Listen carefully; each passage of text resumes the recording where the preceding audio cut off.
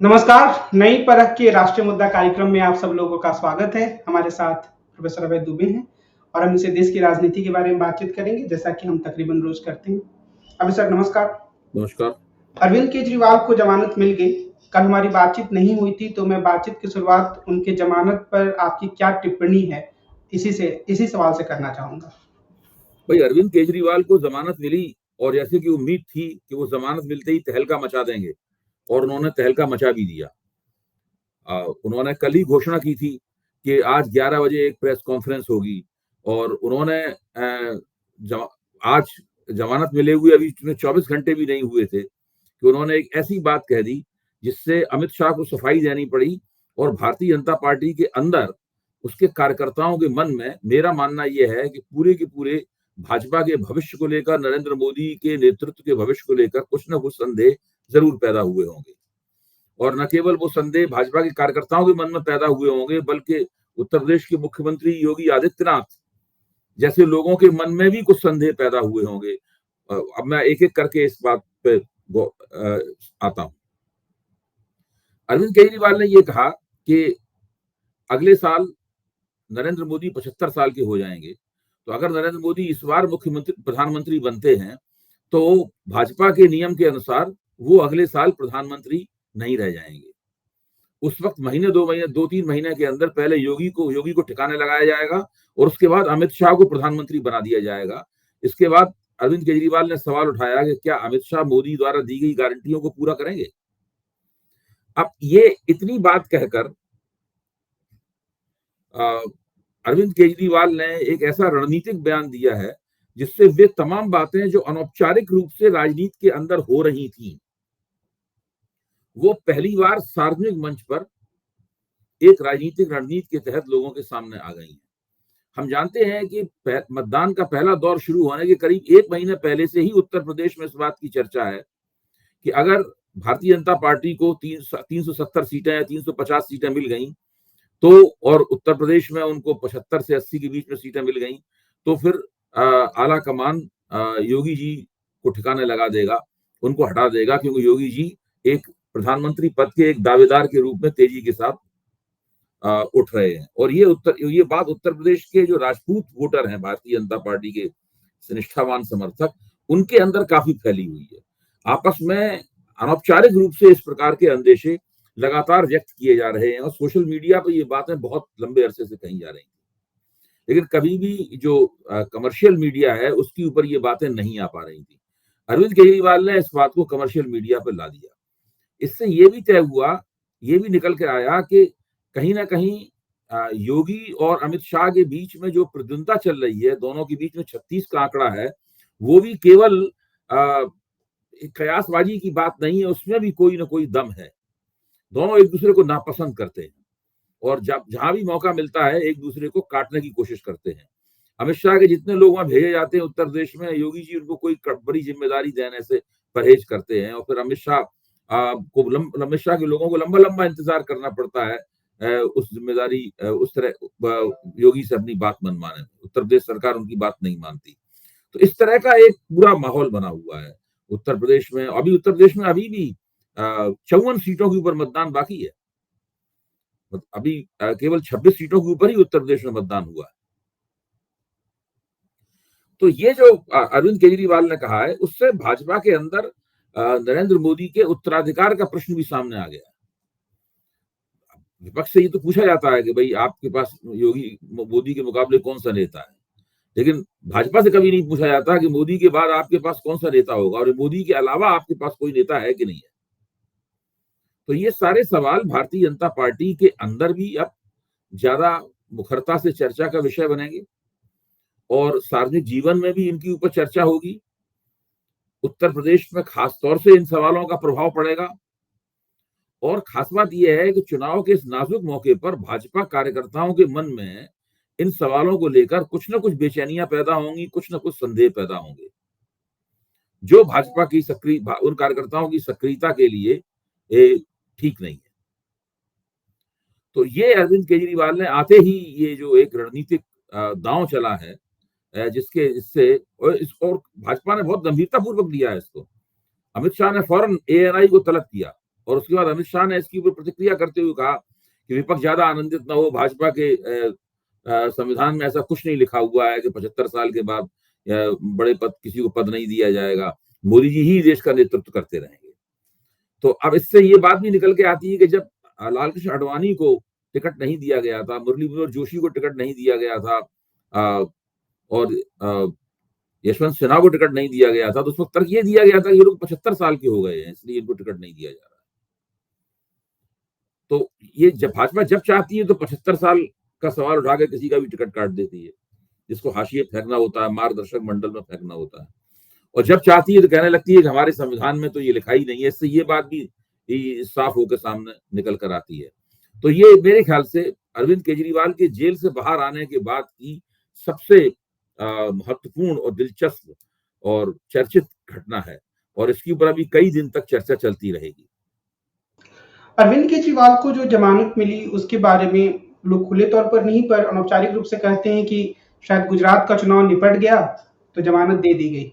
आप इस जमानत को कैसे देखते हैं? और दूसरी चीज ये है कि क्या आगे के लिए ये जो कम से कम दलों के अध्यक्ष को एक तरीके से सुरक्षा प्रदान करता है कि चुनाव के समय उन्हें जबरदस्ती जेल में नहीं मुझे डाला नहीं जाएगा? लगता कि गुजरात के चुनाव से इसका कोई ताल्लुक है।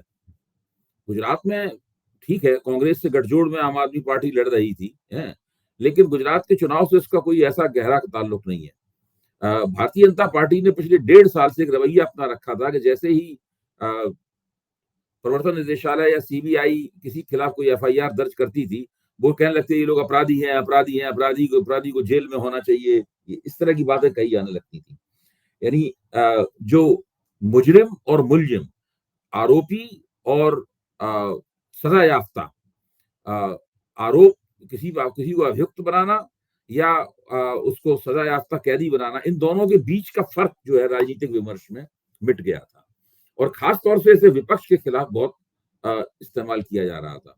तो सुप्रीम कोर्ट ने जो टिप्पणियां की अरविंद केजरीवाल के खिलाफ, अरविंद केजरीवाल के पक्ष में या उनके मसले के ऊपर, उससे ये तमाम बातें साफ हुई कि जिन लोगों के ऊपर आरोप लगाए जाते हैं वो लोग ऐसा नहीं है कि वो उनको एक अपराधी मान लिया जाए। अभी ये बिल्कुल स्पष्ट होकर सामने आया। इससे अब विपक्ष को अपनी बात को और मजबूती से कहने का मौका मिलेगा, और ये बात भी लोगों के सामने स्पष्ट रूप से होकर आएगी कि जिन लोगों को पकड़ा, जिन लोगों के खिलाफ पीएमएलए के तहत मुकदमा दर्ज किया जाता है, वो कानूनी इस किस्म का है, इसकी वजह से उन्हें जमानत नहीं मिलती। तो ये बहुत बड़ी उपलब्धि है ये, जो अरविंद केजरीवाल को जिस तरीके से जमानत प्राप्त हुई है। जहां तक ये सवाल है कि क्या अलग से नेताओं की एक अलग श्रेणी होनी चाहिए, मेरा मानना है कि भ्रष्टाचार के मसले में किसी को विशेष सुविधा नहीं प्राप्त होनी चाहिए, लेकिन किसी के ऊपर उस भ्रष्टाचार के नाम पर उनका दमन भी किसी का नहीं होना चाहिए। यहाँ तो भ्रष्टाचार के खिलाफ संघर्ष को भ्रष्टाचार के नाम पर विपक्ष में किए जाने वाले अत्याचार के रूप में इसको देखा जा रहा था। तो ये इन सब चीजों पर, इन चीजों से अंकुश लगेगा। जहां तक राजनीतिक लाभ का सवाल है, मैंने बताई है कि केजरीवाल ने आते ही किस प्रकार का बयान दिया और किससे भाजपा के अंदर शंकाएं पैदा कर देने वाला बयान दिया। इसका जाहिर है कि विपक्ष को कुछ ना कुछ लाभ जरूर होगा। फिर हरियाणा की जो 10 सीटें हैं वो, और 13 सीटें पंजाब की हैं, दिल्ली की 7 सीटें हैं, तो ये 30 सीटें तो सीधे सीधे अरविंद केजरीवाल के बाहर आने से प्रभावित होंगी। क्या ये प्रभाव, जैसे कि आज केजरीवाल ने कहा भी कि वो पूरे देश में रैलियां करेंगे, अपने पूरा समय देंगे जो भी उनके पास समय बचा हुआ है, और उन्होंने ये भी कहा कि 24 घंटे में वो 30-30 घंटे काम करेंगे, तो क्या पूरे देश में भी इसका प्रभाव होगा? या हो सकता है अगर इंडिया गठबंधन के नेता संयुक्त रैलियां करना आरंभ कर दें, क्या ये भाजपा के लिए सच में बहुत बड़ा झटका है? नहीं, भाजपा के लिए झटका तो है। अब ये बहुत बड़ा झटका है, इससे पूरा चुनाव पलट जाएगा या क्या होगा, ये एक अलग बात, लेकिन भाजपा के लिए झटका तो है ही। भाजपा के लिए तो बेहतर यही होता कि अरविंद केजरीवाल जेल में बने रहते। भाई, भाजपा को इससे कोई लाभ तो होने वाला है नहीं, भारतीय जनता पार्टी को इससे सुख तो मिला नहीं होगा। भारतीय जनता पार्टी के लोगों ने बयान तक नहीं दिए इस सवाल के ऊपर, सब चुप्पी साधे रहे। केवल दिल्ली भाजपा के अध्यक्ष वीरेंद्र सचदेवा ने कुछ बयान दिए कि अब तो उनको 2 तारीख को फिर जेल जाना पड़ेगा, और अरविंद केजरीवाल के ऊपर पाबंदियां लगी हैं कि वो अपने मुकदमे के बारे में कुछ नहीं बोल सकते, लेकिन आम आदमी पार्टी के दूसरे नेताओं और कार्यकर्ताओं पर पाबंदियां थोड़ा लगी हुई हैं कि वे अपने मुकदमे के बारे में कुछ नहीं बोल सकते। अब सब बातें खुल के होंगी। अरविंद केजरीवाल एक केवल सावधानी पूर्वक जितना जितना अदालत ने बताया है उसके परे नहीं जाएंगे, लेकिन हर राजनीतिक बात करने का उनको पूरा अधिकार है। और वो बहुत अच्छे वक्ता हैं, जनता के साथ उनका संवाद बहुत अच्छा है, कनेक्ट बहुत अच्छा है जनता के साथ में। वो जहां भी जाते हैं, आम आदमी पार्टी का भले ही वहां प्रभाव ना हो, उनकी मीटिंग बड़ी प्रभावशाली होती है। तो वो एक विपक्ष की तरफ से एक अच्छे नेता के तौर पर, अच्छे चुनाव प्रचारक के तौर पर उनकी बड़ी जबरदस्त भूमिका है। जैसे आज जो अरविंद केजरीवाल ने भाषण दिया, उसको मैं एक दूसरे रूप में ऐसे भी देखता हूँ कि उन्हें इस बात का एहसास है कि उनके बहुत सारे मतदाता विधानसभा चुनाव में उनको वोट तो देते हैं, पर लोकसभा वो नरेंद्र मोदी की तरफ चले जाते हैं। तो शायद वो उनको संदेश देना चाह रहे थे कि आप अगर मोदी जी को वोट देते हैं, तो आप उनको वोट नहीं दे रहे हैं, आप किसी और को वोट दे रहे हैं। क्या इस तरीके से भी इस चीज को पढ़ा जा सकता कई है? मतलब निकाल, ये मतलब भी निकाला जा सकता है आप जो कह रहे हैं, और कई पत्रकारों ने ये मतलब निकाला भी है। अभी मैं इसी विषय पे चर्चा कर रहा था तो कुछ लोग ये मतलब निकाल भी रहे थे। एक ऐसा वक्तव्य है जिसके कई मुख हैं, कई पहलू हैं इसके। लोग अलग अलग तरीके से इस वक्तव्य को पढ़ेंगे, अलग अलग तरीके से उसका तात्पर्य निरूपण किया जाएगा, अलग अलग अर्थ निकाले जाएंगे। ये होगा ही इस वक्तव्य का।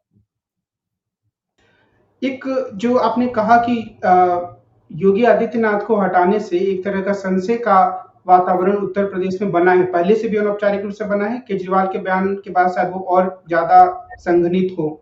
तो क्या इसका सीधे तौर पर भाजपा को नुकसान हो सकता है, या एक अनिश्चित स्थिति है, हो भी सकता है, नहीं भी हो सकता है? देखिए, ये सब अंदाजा लगाने वाली बात है।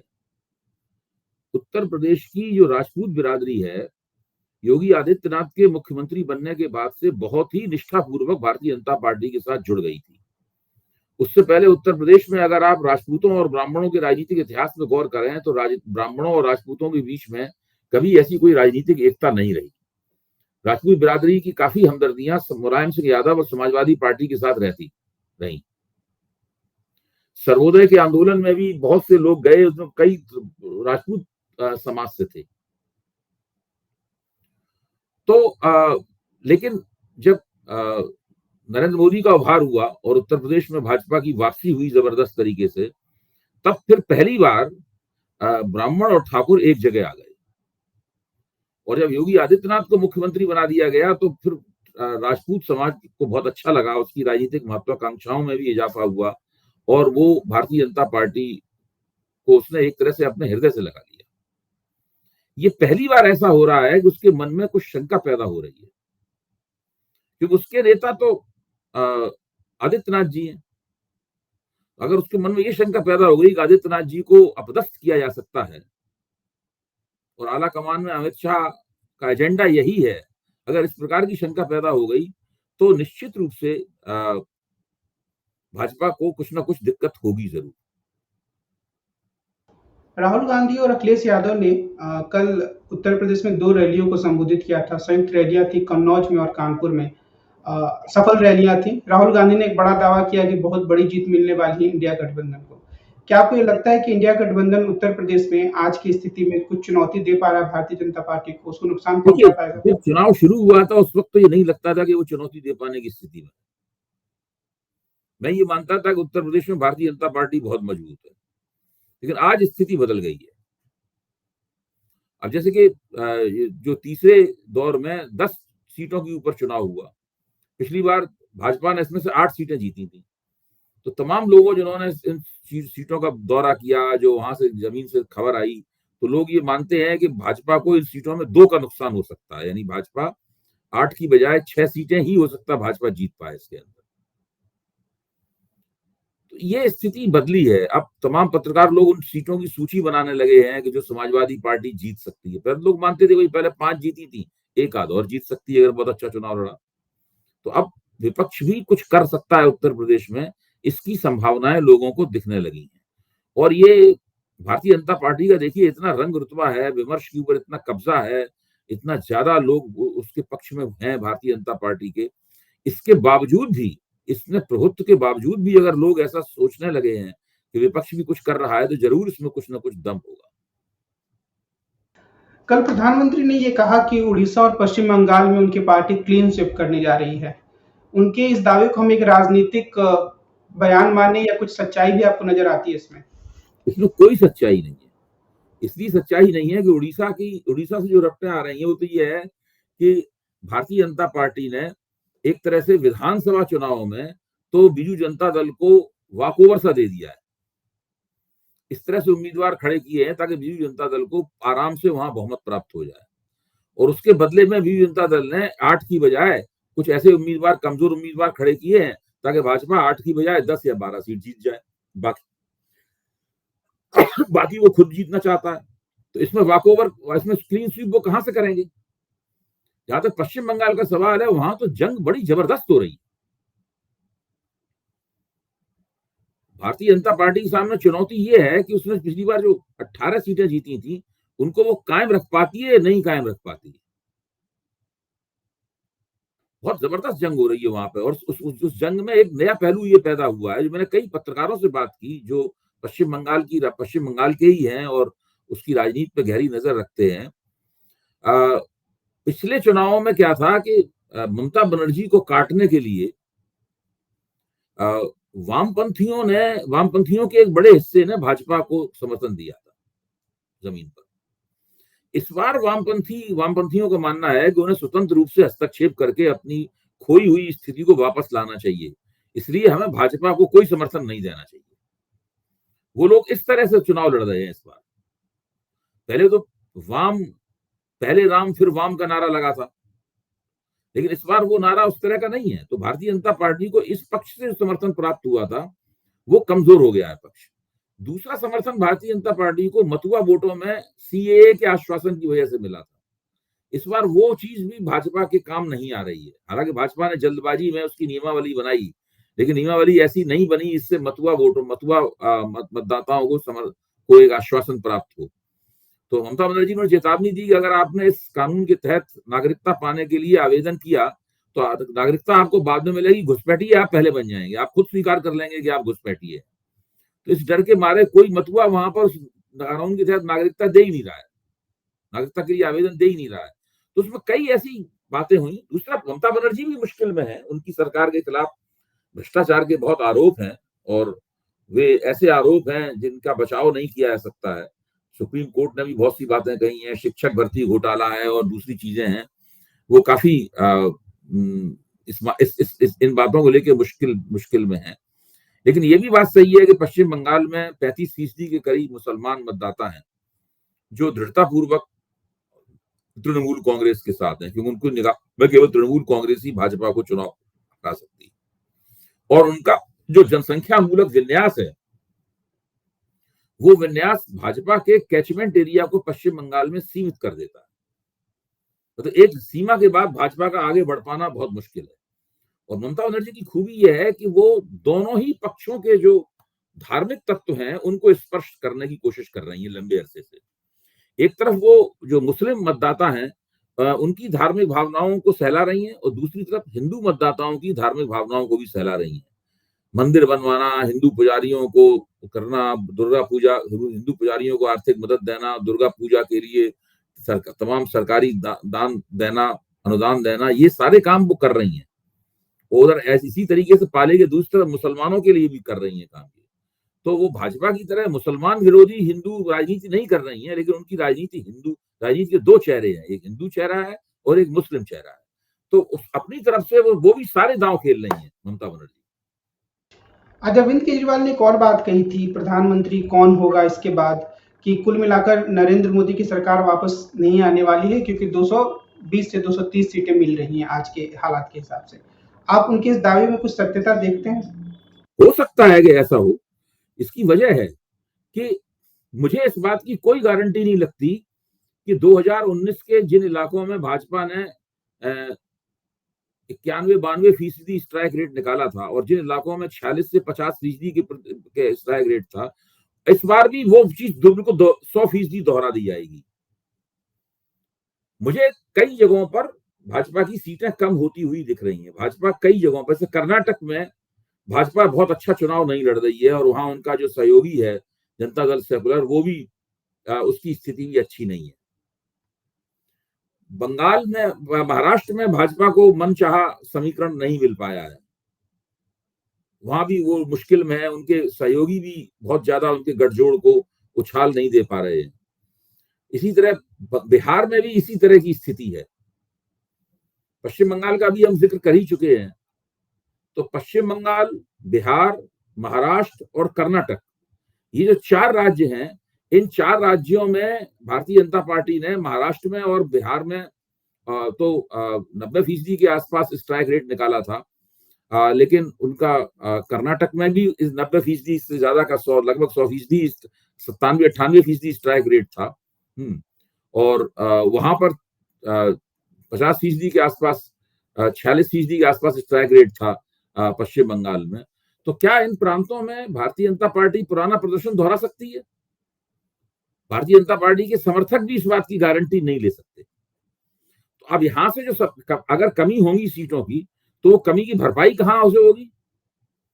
वो कमी की भरपाई उत्तर प्रदेश से क्या होगी? लेकिन उत्तर प्रदेश के बारे में भी हम लोगों ने चर्चा की कि वहां पर अब वैसी बात नहीं रही कि भाजपा केक वॉक, भाजपा के लिए कोई केक वॉक नहीं है कि भाजपा सुबह उठे और चहलकदमी करते हुए सारी सीटें जीतती हुई निकल जाए। वहां भी कदम कदम पर संघर्ष करना पड़ रहा है भारतीय जनता पार्टी को। अब जैसे एक उदाहरण दें, फिरोजाबाद की सीट है। फिरोजाबाद में रामगोपाल यादव के पुत्र अक्षय यादव चुनाव लड़ रहे हैं। पिछली बार भी वहां चुनाव लड़े थे, तब परिवार में फूट पड़ी हुई थी और शिवपाल यादव ने उनका विरोध किया था। 1.5 लाख वोट शिवपाल यादव ने काट लिए थे उनके, और वो उतने वोटों से हार गए। इस बार शिवपाल यादव जम के उनके पक्ष में प्रचार कर रहे हैं, तो उनकी जीत पक्की मानी जा रही है।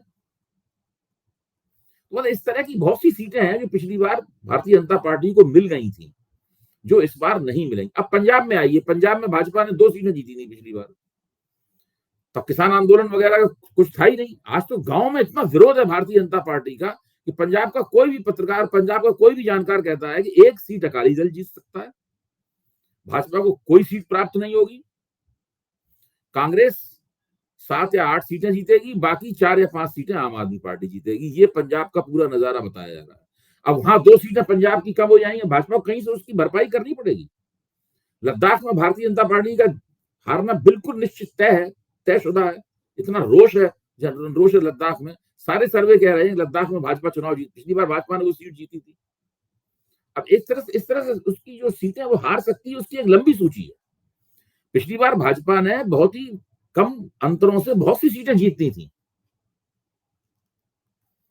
इसके अब इस बार गिरते हुए मतदान प्रतिशत में और खासतौर से एनडीए की सीटों पर जो मतदान प्रतिशत गिरा है, उसमें उन सीटों को जीतना बहुत संदिग्ध है भाजपा का। भारतीय जनता पार्टी के समर्थक जिनसे मेरी बातचीत होती है, वो अक्सर ये कहते हैं कि हाँ, सीटें कम होंगी पर कर्नाटक में 2-3, बिहार में 2-3 और ये सब पश्चिम बंगाल में ठीक हो जाएगा। नहीं, उनको वो उम्मीद कर रहे हैं तो उनकी ठीक है, वो समर्थक हैं तो वो उम्मीद करेंगे ही। लेकिन अगर आप सीट वार देखें, अब जैसे कि उनके दिमाग में होगी भी नहीं कि लद्दाख की भी कोई सीट हमने जीती थी और वो हम हार रहे हैं, मतलब लद्दाख की। उनके दिमाग में पंजाब की 2 सीटें जीती थी इन्होंने, गुरदासपुर, पहले विनोद खन्ना वहां से जीतते थे, इस बार सनी देओल जीते थे, मतलब तो ये इनके दिमाग में भी नहीं होगी। अब हरदीप पुरी केंद्रीय मंत्री हैं, उनको अमृतसर से लड़ाने के लिए भाजपा ने कहा था, उन्होंने खुद मना कर दिया कि अमृतसर से चुनाव नहीं लड़ेंगे, क्योंकि वो जानते हैं कि वो चुनाव हार जाएंगे वहां पर। वैसे यहाँ बहुत बड़ी बड़ी बातें करते हैं यहाँ पे वो, एक चुनाव और पहले ही से वो वहां से हार चुके हैं, अब दोबारा फिर हारना नहीं चाहते। बुजुर्ग आदमी है, बातें बड़ी दिलचस्प चटपटी करते हैं वो। तो ये स्थिति है। अब जो भाजपा के समर्थक है, उनसे अगर सीटों का पैमाना, सीटों का नक्शा सामने रख के बात की जाए कि भाई इस सीट पे आपकी क्या स्थिति है। देखिए, जब चुनाव में कोई जज्बाती मुद्दा नहीं है चुनाव में, तो उसमें स्थानीय मुद्दे, उम्मीदवार कैसा है वगैरह। अब जैसे कि मैं आपको बताता हूं कि जिस कार में बैठकर मैं टीवी चैनल आता जाता हूं, उसके ड्राइवर बदलते रहते हैं और उन ड्राइवरों से हम लोगों को कोई परिचय नहीं होता, क्योंकि उसमें ड्राइवर बदलते रहते हैं। एजेंसी है, वो ड्राइवर मुहैया कराती है और उसमें जो ड्राइवर होता है। तो आज जब मैं वहां से चल रहा था, तो मैंने ड्राइवर से पूछा ऐसे ही कि ड्राइवर साहब, आपके लिहाज से चुनाव कैसा हो रहा है?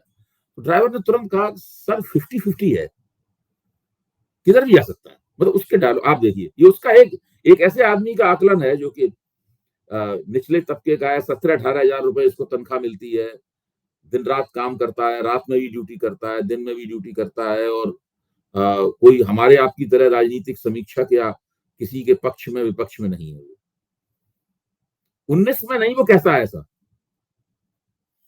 फिर एक दूसरे ड्राइवर से मैंने पूछा, वो पूरे उत्तर प्रदेश में शिरीन जो वहां की एंकर है उनके साथ दौरा करके आ रहा था। 10 जिलों में दौरा हुआ था पूरा वो उत्तर प्रदेश के।